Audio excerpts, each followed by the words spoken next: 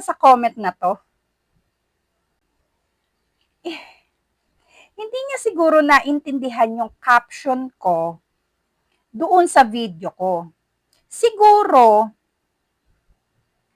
ang iniisip niya, yung mga pinagsasasabi ko, yun yung sinasabi ng rider. Huh? Diyos ko! Tapos sabay block sa akin. Eh di wow. Kasi, doon sa mga nanonood po ng video ko, kindly intindihin po muna yung caption. Ngayon, kung hindi po naiintindihan yung caption, pwede naman magtanong.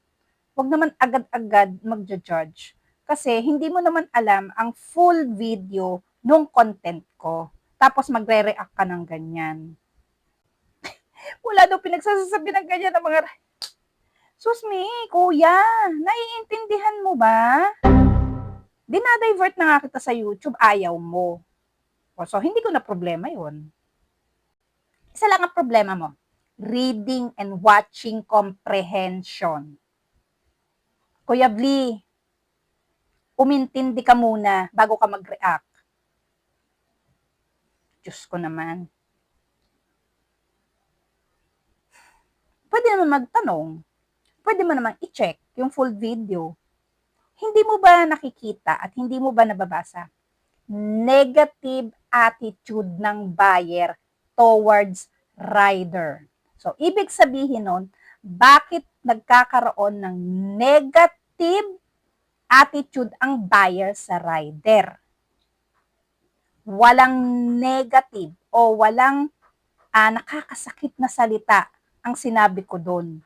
Ibig sabihin ng negative attitude, ibig sabihin nun, nagtataka lang si buyer.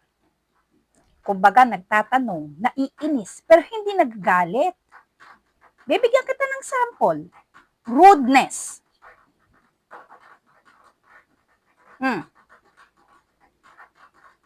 Rudeness. Isa yan sa mga naging attitude mo. Nag-judge ka kagad. Diba rudeness yun? Sinabi ko lang yung experience ko towards sa isang rider. Pero hindi ko naman nilalahat. Dahil karamihan naman ng rider dito ka-vibes ko. Ngayon, kung hindi mo naiintindihan at mahina ang reading comprehension mo, hindi ko na problema yon.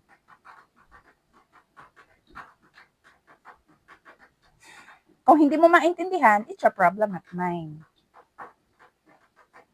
Tsaka, wag mo i-threaten na ibablock mo ako. Go ahead.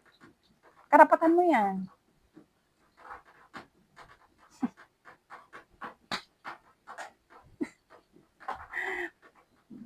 Dapat marunong ka ng reading and watching comprehension, ha?